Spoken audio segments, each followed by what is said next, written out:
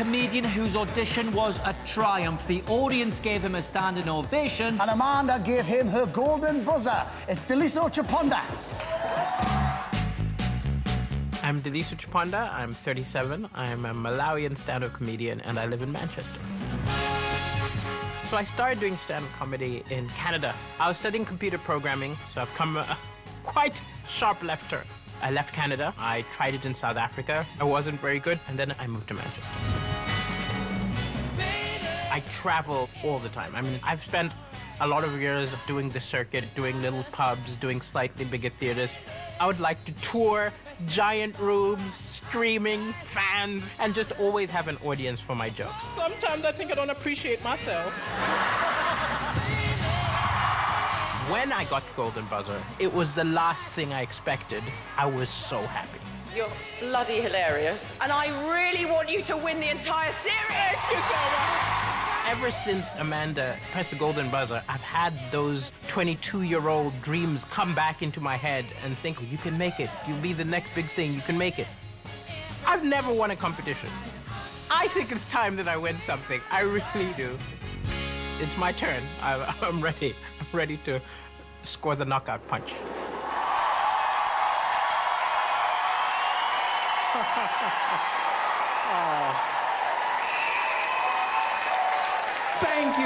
Thank you for that welcome, and thank you, Amanda, for pushing that buzzer. Ever since you did it, my life has been bonkers. People approaching me on the road saying, well done, but the most common question I get is, you're from where? Is it Mali, Maui? It's Malawi. And if any of you don't know where that is, it's where Madonna adopted all the babies from. That's us. Yeah, you're jealous. I do miss my little brother.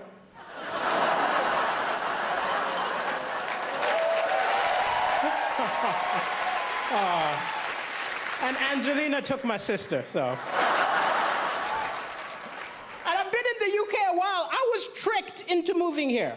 I was tricked because I was watching television and I saw an angry guy came on television and he said, oh, these immigrants take all the good jobs, all the good women. I was like, wow, that's what I'm looking for.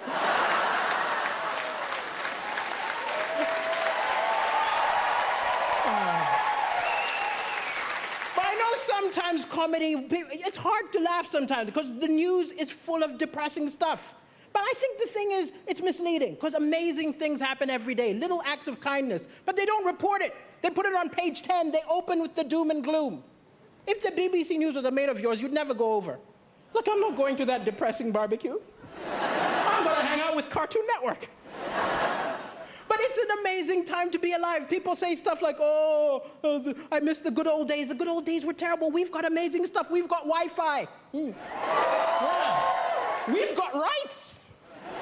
Women can vote. Yeah. I'm black. 200 years ago, this would have been an auction.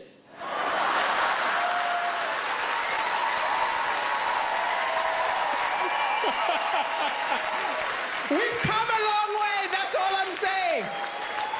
But even with the doom and gloom, the Malawian press is a lot worse than your press here. I'll tell you. Like, I did the first ever comedy show in Malawi, which isn't an accomplishment. I'm the only stand-up comedian, right? And I called the local press and said, send a reporter. The editor said, why don't you write the review yourself? Huh?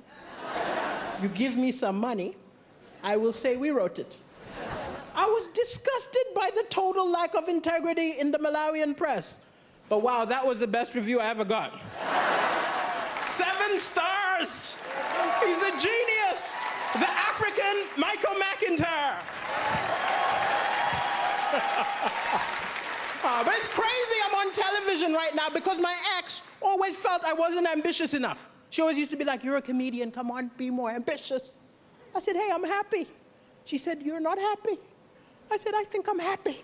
She said, no, be more ambitious. I did not sign up for somebody who's going nowhere. I snapped. I told her, look, you knew I wasn't ambitious the day we met. Of all the women in the bar, I approached you.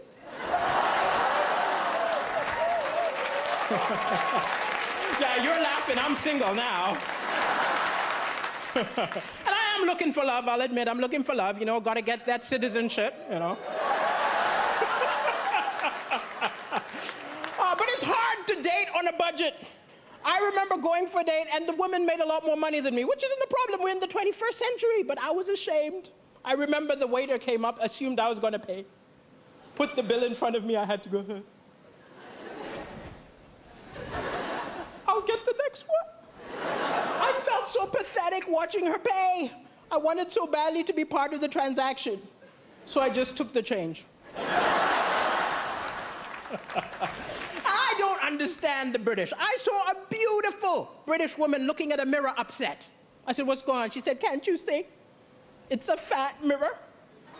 I said, what do you mean the mirror's fat? She said, this mirror makes me look fatter than I really am. I said, wow, I think my eyes have the same problem.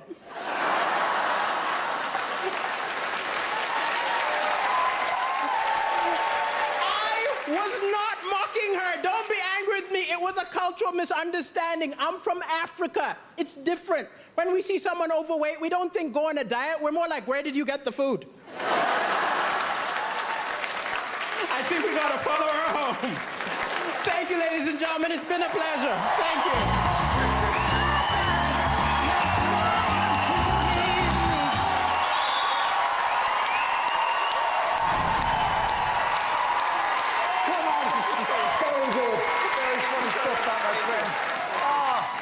Amanda, are you proud? Oh, Daliso, I love you. I'm so thrilled. I have to say, I think that's even better than the first time we saw you.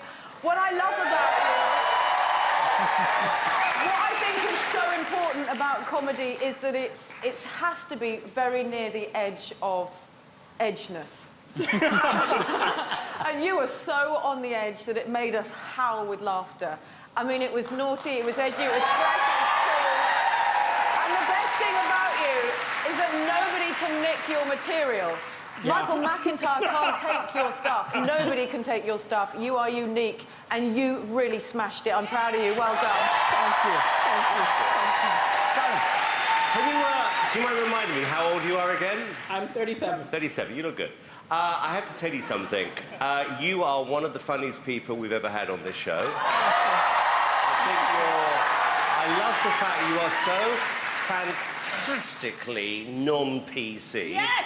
I really do. And I think that's part of the reason why everybody likes you so much. I said this earlier on in the week, I'm going to say this about you, is that I do believe that this show can be an amazing showcase for somebody like you. And I would be amazed... Actually, no, I don't want to say this because I jinxed it before, but what I'm thinking is this, that you are the sort of person who, off the back of this, your phone should be ringing in 3 days' time, offering you your own show. You should be on TV more often. I mean, the one thing I've noticed about comedians are they are quite selfish, and the same people seem to be on a lot. I think there's a real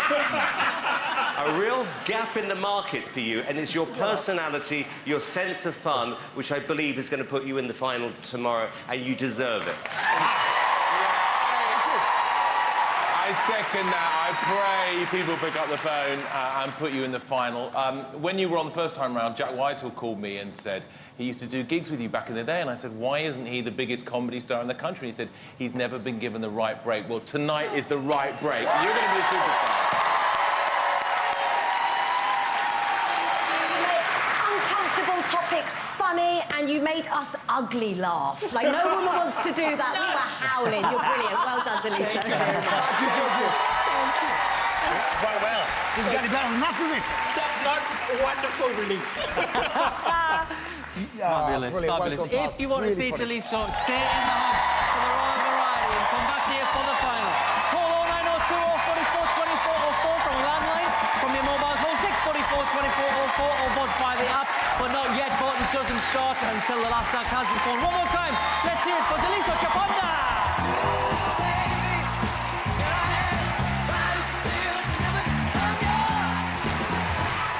Ah, very funny. Very good indeed. Good. Now, our next act delivered one of the most emotional